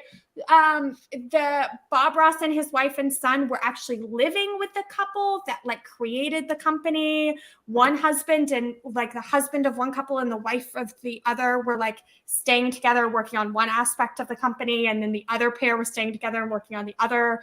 I would like to say that like swinging is not an issue if everyone consents, and that is what seems to be a little dicey in the terms of this doc. But I found it very fascinating and like culturally relevant, and I have never actually seen The Joy of Painting. So yes, there's also a lot about like how Bob Ross intended to do the show to stimulate the ladies. So the whole thing is about sex. For someone that doesn't really understand sex, I watched 2 sex documentaries this week, but I highly recommend both of them for people that are interested in that. Wow. There's so much. I have not seen either, and I think you've convinced me that I should, just so I can continue to have this conversation with you. I'm very impressed. Honestly, sorry, I feel like that was a lot, but no, I really great. That. I loved every minute of that. Nothing brings me more joy than like hearing not just what Alexis is watching, but the lens Alexis watched it through. There's rarely a time where Alexis watches a show and then doesn't turn around and say, but I was watching it while considering this. And I would go, oh, tell me more. I mean, I that in also the learned best this way. week that I was a random facts person and I didn't think that I was, which Liz also found really amusing. It's true. I often think I'm just in a bubble of my own pop culture knowledge, and that is true to some extent, but also true is that you are a random facts person. Yeah, someone on this show has recently decided it's a fun game to send me fan fiction that will call me out to myself. I wonder who that could If be. I have to be called out by it, you have to be called out by And it. some of I it don't has want to included experience that alone. some of it has included a character that squirrels up random knowledge to keep their brain from thinking. And I was like, maybe I didn't need to be called out like that at midnight on a weeknight, husband. Sorry. Speaking of being called out, I would like to call out our friend Eric, who's currently at Coachella, Eric at the Disco. You can find him everywhere at Eric at the Disco. One of the first people we ever interviewed in the first iteration of this show.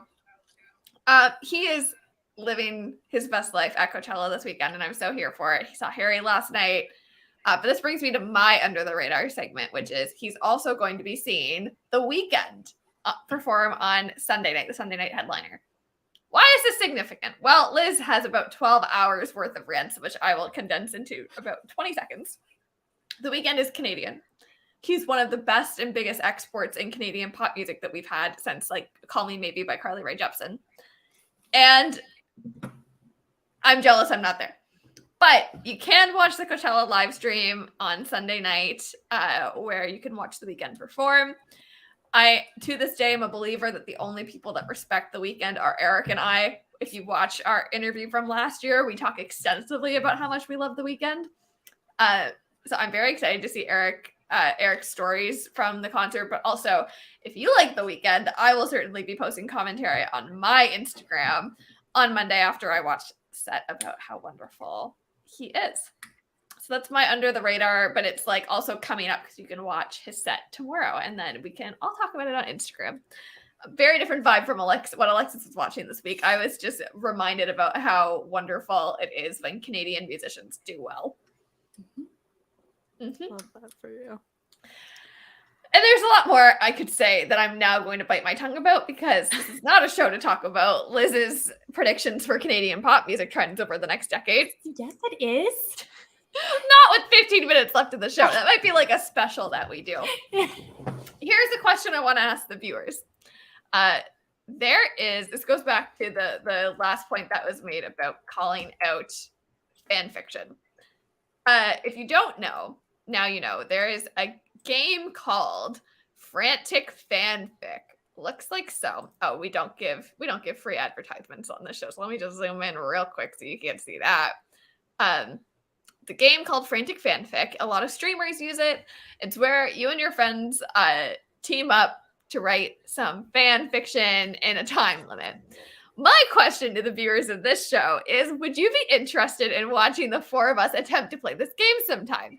The reason why I ask if you would watch us doing this is because it'd be a very different style of stream for us where you have to have some intense concentration to do the writing. You wouldn't get to see all of the action of it. Maybe we could do it as a special event, like on another night of the week sometime. But if you think it'd be funny to watch us attempt to play this game, let us know. And if you are looking for something fun to play with your friends, I highly recommend it. We've tested it once. Sly and Marissa and I did a test run just to figure out how it worked. And it was frantic. It was frantic. It was chaotic. It was very funny. But now that we figured it out, I think we could have some fun with it. Alexis, we have to do a test run with you and see what you think of the game too, because I don't think we've played with you yet. It's something. On that, can we transition to my second half of my Under the Radar this week? Yes, please.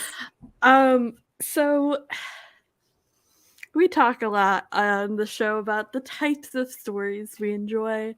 And I have been convinced by none other than JJ that love squares are the best romantic tropes. And for anyone who it may not be familiar with that terminology, it's when you have two people who fall in love in one context and those same two people fall in love in another context and don't realize that they're the same people. It's beautiful. It's amazing. And I need more of it. So this is my call to action to you all. I need all of your recommendations for your favorite stories that have love squares in it. I'm talking fanfic, TV, movies, books, whatever. I want it all. I'll read it, even if it's a fic for a fandom I'm not in. I will read it. Send me all of them. I need all of your favorite love square stories. Can you provide us JJ an example of a love square if people need a reference point? Yes. Okay. So there's this Teen Wolf fanfic. God. I just wanted to hear you say there's a Teen Wolf love you fic. so fucking much. Basically, it's a really popular one. It's like on the first page if you look at the most kudos, whatever. Basically, one of the characters is a college student, one of the characters is a volunteer firefighter. They see each other in person because the dorm fire alarms keep going off. And the college student also goes to the other character's sister's like diner or whatever, and the firefighter also makes pies, and so they start texting about like pies and baked goods, and so they fall in love with each other over text, and they also fall in love in person with this animosity dramatic relationship in person, and don't realize until much later that the cute guy from who kept setting off the fire alarms is also the dude that you've been texting for weeks. And it's very good, and I love it. And yes, it is. There's also another fanfic that JJ sent me with this trope, and I'm not mentioning it on this show. But yes, the firefighter one you sent me. I'm happy JJ is back. JJ disappeared for a second, and I took it personally. I was like, I have said something terrible to make him leave. Okay, thank you for the clear example. Everyone has their marching orders. Sly's Instagram DMs are now open for your recommendations. Send them through. I will do some digging. Ones. I will send you some. I want to give a big ol' shout out to Ellie. If you don't know the Oh Hello podcast, Ellie is a friend of the show. She's also Canadian. Ellie has become my fanfic compadre. Like, we are all up in each other's DMs with like TikToks about the same tropes that we like. So big shout out. If you're not watching Ellie or listening to Ellie's podcast and going to some of the content that she's doing, you should be, because she's fantastic. But yes, big shout out to Ellie, who's currently getting me through a big old fanfic moment that we find ourselves in, with the ending of a big one we both love coming to an end. No one shares fanfic with me, and I'm very upset about it. You would not like this story. You have full range of my bookmarks, and that is a trust I do not put in anyone. I voluntarily said you could troll through my AO3 bookmarks, which is a very personal place. We went from that to me curling my hair in front of you, and I feel like we've reached peak marriage. Like, you really have. Like, happy 50th anniversary. Like, I don't know what else to say to you. Also, I missaid Ellie's podcast name. It's the Oh Shoot podcast. I think you said Oh Hello. No, it's the Oh Shoot podcast. Thank you for correcting me. I was up watching Harry Styles once again, and I am very tired. I'm very much looking forward to next weekend when I don't have Harry Styles to watch at 3 a.m. However, I had to know if I was right. If there's one thing everyone knows about me, what is it? I love being right. And here I was. Could not sleep until I knew I was right about Lizzo coming on stage. And then she came on stage and I was like, okay, now I can go to bed. But I didn't. I watched the whole thing. Love that for you. I love being right. I need to watch that. I saw a lot of the former ones on TikTok, and I had some opinions about them that I won't share on here. Okay, that's a conversation for the after party that happens in the group chat after the show. But I haven't watched the Lizzo ones yet.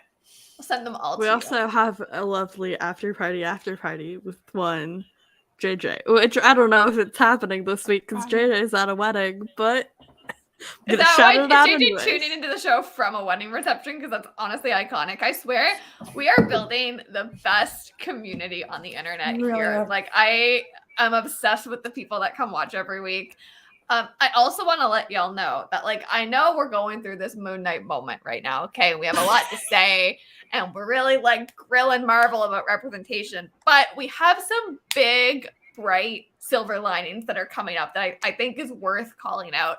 If you plan on watching Miss Marvel, or you and your friends are, this is the place to be because we are so freaking excited about that show. Like, we are going to be all over it, doing weekly recaps of Miss Marvel and everything happening with it. Same with an Easter egg I planted this week on my TikTok, if you're following me there. Only Murders in the Building, which I know we say all the time, but we love that show. It's fashion, it's camp, it's comedy legends, it's true crime, which is like, we've never done a show about Alexis's bread and butter, which is like murder podcast. So, you know, stick with us through the end of Moon Knight. We're all going to get there together. We have so much fun stuff to come. We also have the finale of 911 and 911 Lone Star coming up, which is going to be big. Right, Sly? Like, you're giving me nothing here. We're gonna have some big conversations. I just desperately need Liz to watch Lone Star with me. I've tried so many times and it hasn't worked out. I've tried. I'm so busy, Sly. I'm trying my best.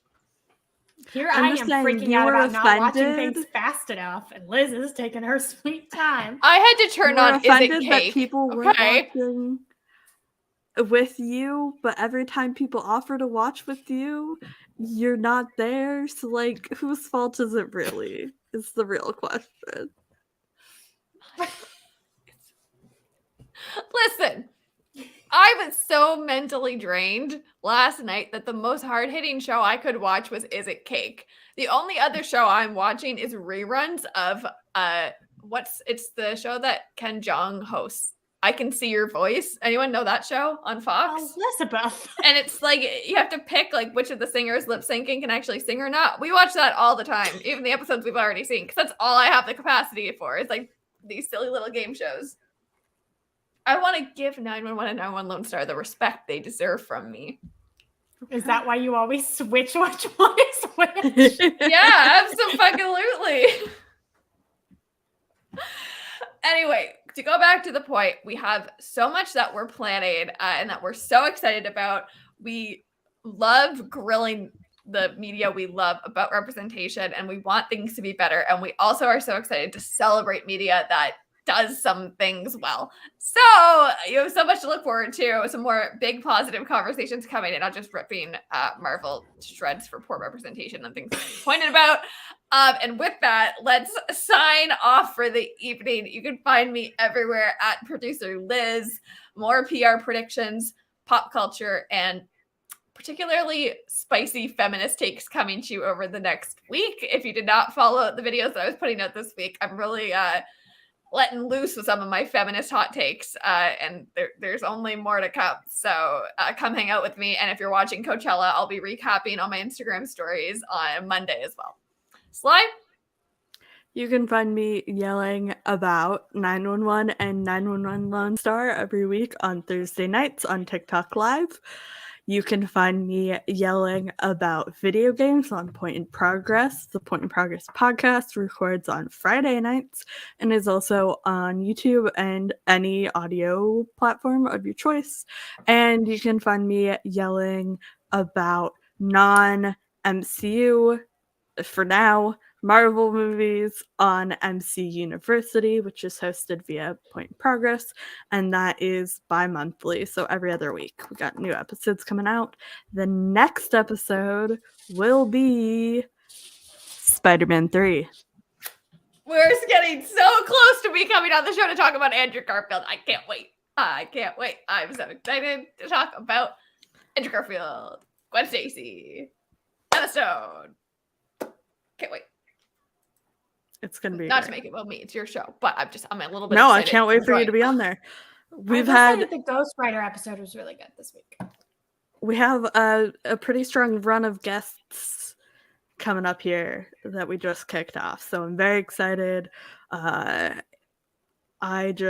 There's so many people that want to be a part of the show, which makes it so much more exciting for me.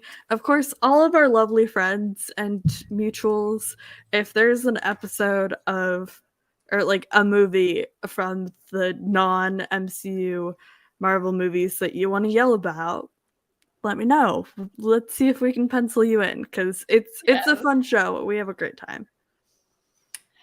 Alexis, where can people find you on the internet this week? I'm at Alexis Blake Reads Comics, and I talk about comics and cats, and I will continue to do so. plug your cat's Instagram. Oh yeah, Tommy and Sassy Blake.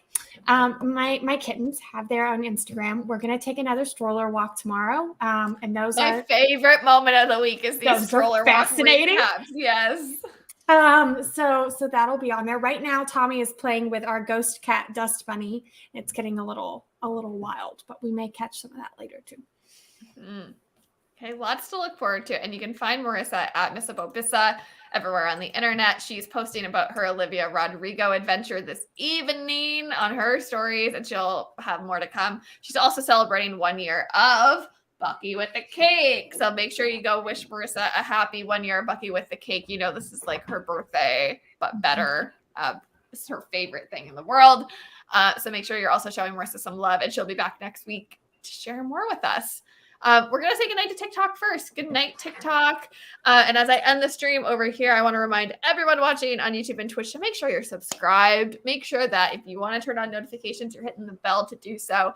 You can also share the link to this episode by clicking share copy link, because the episodes stay up for you to watch anytime. So feel free to share on your Instagram, on your TikTok. If you want to send this to more people to come and join our community, we always welcome new friends here, especially as we get towards the end of Moon Knight. You know, a lot of people are going to be binge watching and catching up heading into that finale. So I invite people here to come debrief and talk. We always welcome more folks in this community, and we have so much fun stuff coming up that you don't want to miss out on.